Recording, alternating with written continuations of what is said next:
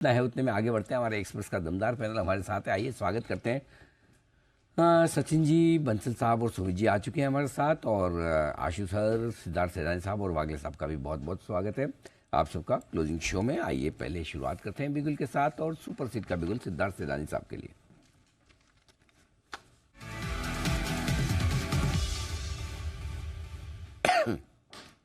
सिद्धार्थ जी बताएं sir. Good afternoon Anil ji, good afternoon Deepanshu, good afternoon सभी को। अनिल जी, ये स्टॉक जो दे रहा हूँ ये इंफ्रा की कंपनी है और बहुत बार चर्चा नहीं हुई है, ऐसे ही समझ सकते हैं, फ्रेश स्टॉक है। आईटीडी सीमेंटेशन, आईटीडी सीमेंटेशन पे खरीदारी की राय है।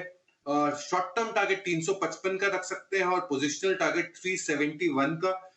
मई 2019 से हम रेकमेंड कर रहे हैं, बट फंडामेंटली हमने बहुत बार इसमें होल्ड रेटिंग रही है, अब बहुत टाइम के बाद इसमें बाई रेटिंग आई है, इसलिए रेकमेंड कर रहे हैं। इंजीनियरिंग और कंस्ट्रक्शन की कंपनी है, इंफ्रा की, और तीसरे तिमाही के नतीजे काफी दमदार दिखे। 50% से आए, 114% से मुनाफा, 1300 करोड़ का ऑर्डर बुक पिछले क्वार्टर, और टोटल ऑर्डर बुक 20,800 करोड़ का, जिसमें से गवर्नमेंट का ऑर्डर्स जो है वो 50% है। FY25 में इनफ्लो करीबन ऑर्डर्स के 8 से 10,000 करोड़ के रह सकते हैं, और मरीन और अंडरग्राउंड मेट्रो रेल प्रोजेक्ट्स का काफी की फोकस रहेगा। आईटीडी सीमेंटेशन का 15 से 20% की आई की ग्रोथ मैनेजमेंट की कमेंट्री है। इस पे खरीदारी करें 355 का शॉर्ट टर्म टारगेट और 371 का पोजिशनल टारगेट। ओके, 355 और 371 दो टारगेट के लिए करें खरीदारी आईटीडी सीमेंटेशन। और सुबह सुबह आज ये एसपीएल मिड कैप स्टॉक्स में सेठी साहब ने भी पसंद किया था। और आइए बढ़ते आगे, सिद्धार्थ सैदानी साहब के लिए एक और बिगुल है सुपर सीड।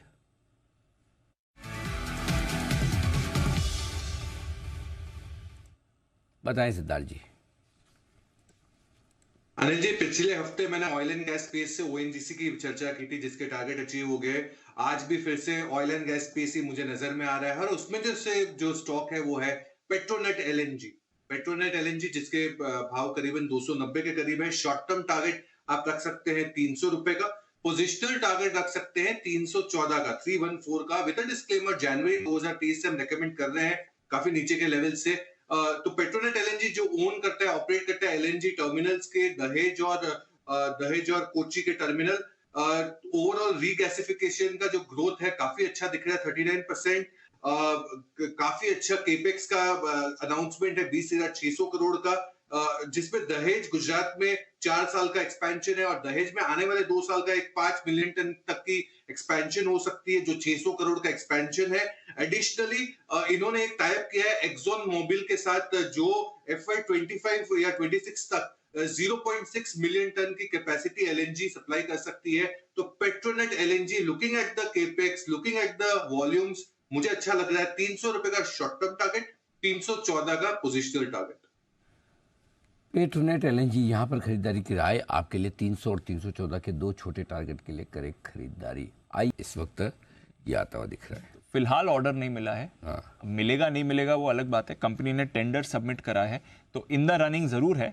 अब देखते हैं फाइनली अगर ऑर्डर मिलता है कि नहीं, बट फिलहाल कंपनी कह रही है कि उन्हें ऑर्डर ये नहीं मिला है, ऐसी कोई भी कॉन्फर्मेशन नहीं है। बट नंदलेस एक बार सिद्धार्थ जी से इस पूरे सागा पर राय लेना चाहेंगे। सिद्धार्थ जी, बड़ा ब्रेकआउट आया है, स्टॉक पे आपको ज़बरदस्त एक्शन में दिख रहा है, BHL भी एक्शन में, NTPC भी एक्शन में, हमें कमेंट्स की भी बात चल रही थी। ज़रा एक बार राय दे सर, क्योंकि बाजार काफ़ी एक्साइटेड है इन डेवलपमेंट्स को लेकर। बिल्कुल, और सबसे बड़ी चीज है दीपांशु, भेल is one of the biggest boiler बनाने की कंपनी है, और definitely one of the top running company होगी इन टर्म्स ऑफ बिड में। तो ये क्लैरिफिकेशन डेफिनेटली बहुत इंपॉर्टेंट है कि ऑर्डर अभी तक कंफर्म नहीं है, बट मैं मानता हूं कि टॉप कंटेंडर होगा। और जिस हिसाब से कैपिटल गुड्स स्पेस में एक बहुत बड़ा टर्न अराउंड है, मैन्युफैक्चरिंग, और मैन्युफैक्चरिंग मेरी किसी से चर्चा हो रही थी वीकेंड पे, तो manufacturing space, specially capital good space in US also बहुत बर्जिंग में है। यूएस की बड़ी बड़ी कंपनियों में भी बहुत बड़े बड़े ऑर्डर्स है in terms of capital goods, boilers, power generation.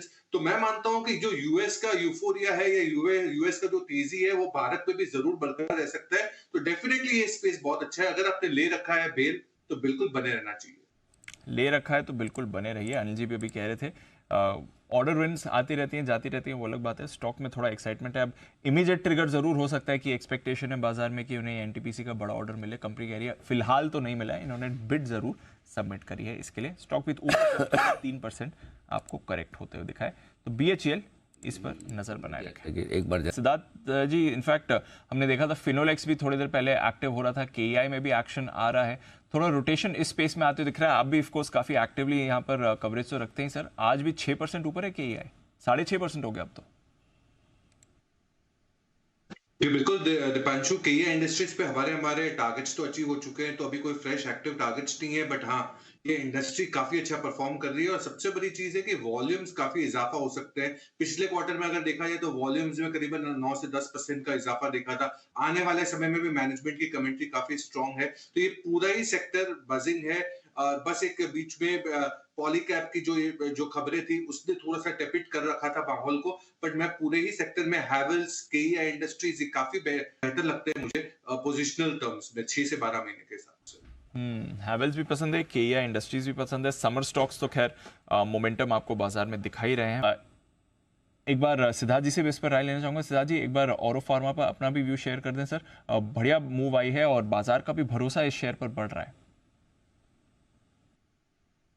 जी बिल्कुल दीपांशु, और बहुत सारे लॉन्चेस भी है यूएस में, अप्रूवल्स है, बड़े मार्केट्स के लॉन्चेस है, तो मैं मानता हूं कि डेफिनेटली फोकस में रहेगा। हमारा खैर इस पे कोई टारगेट नहीं है, ना कोई एक्टिव कवरेज है, बट हम मानते हैं कि यही समूह में टोरेंट फार्मा भी काफी अच्छा काम कर सकता है। इनके भी यूएस फॉर्मुलेशंस में काफी अच्छे अप्रूवल्स दिख रहे हैं, तो मुझे लगता है कि डॉक्टर औरबिंदो अगर आपने ले रखा है तो बिल्कुल बने रहे, बट एडिशनल कुछ करना हो तो टोरेंट फार्मा भी एक अच्छा विकल्प है।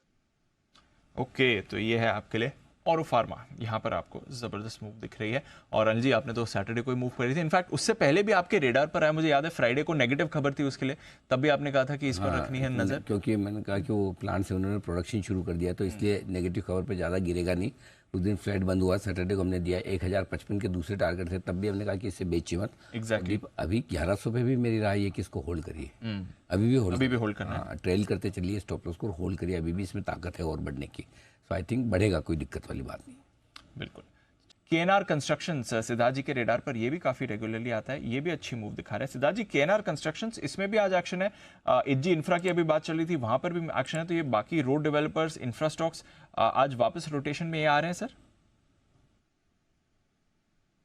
बिल्कुल आ रहे हैं, और ये स्टॉक बजिंग रहेंगे ही, क्योंकि आपने देखा है जिस हिसाब से केपेक्स किया गया है सरकार द्वारा।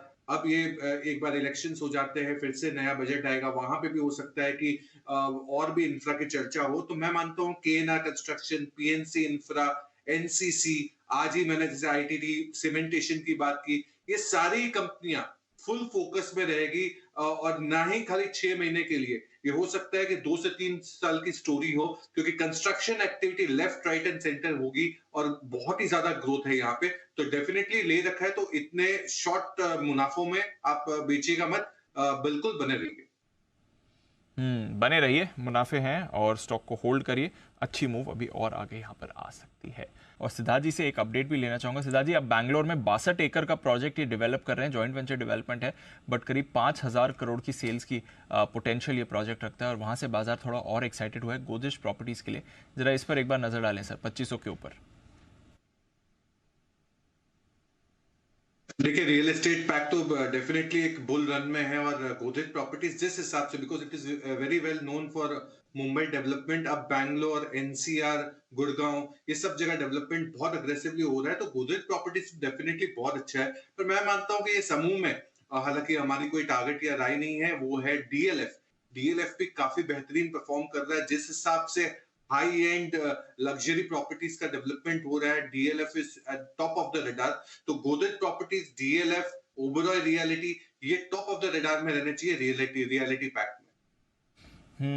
तो ये है आपके लिए प्रॉपर्टीज, ओबेरॉय रियलिटी, दोनों टॉप ऑफ द पैक लेना चाहिए रियल एस्टेट पैक में। डीएलएफ पर भी रखिए नजर। मैक्रोटेक की भी बात हो रही थी आज, जो सीएलएसए की कंजम्पशन पर रिपोर्ट आई थी, स्पेशली प्रीमियमाइजेशन का जो ट्रेंड आ रहा है, उसका जो एक्शन है वो इन स्टॉक्स पर बनते हुए दिख सकता है। तो सिद्धार्थ जी, पिछले हफ्ते भी बात हो रही थी ऑटो स्टॉक्स, और उसके बाद जो सेल्स के नंबर्स आए हैं, स्पेशली टू व्हीलर कंपनीज के, बजाज ले लीजिए, हीरो ले लीजिए, टीवीएस के भी नंबर्स अच्छे थे, और एक्सपोर्ट नंबर्स इनके काफी मजबूत आए, वहां से फिर बाजार का कॉन्फिडेंस और बढ़ रहा है।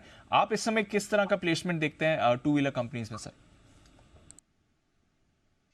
डेफिनेटली बजाज के नंबर्स काफी अच्छे आए थे। एक्सपोर्ट नंबर्स 10% का वाई ग्रोथ देखा गया और ओवरऑल गाइडेंस भी काफी इंप्रूव देखी गई।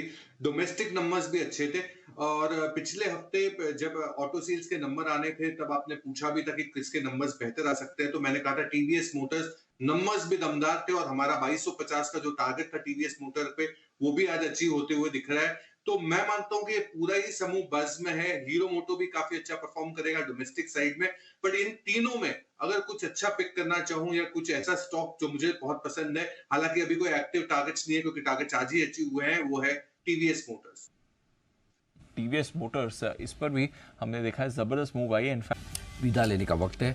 कुणाल जी, राकेश जी, वागले साहब, सुमित जी का बहुत बहुत धन्यवाद। सचिन जी, जय ठक्कर साहब, आशु सर और बहुत बहुत शुक्रिया आज आने के लिए। कल सुबह आप सबसे होगी फिर मुलाकात।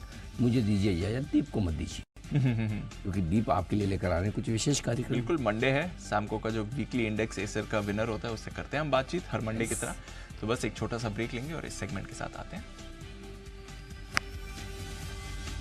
Investments in securities is subject to market risk. Read all the related documents carefully before investing. This data is from our research report coverage.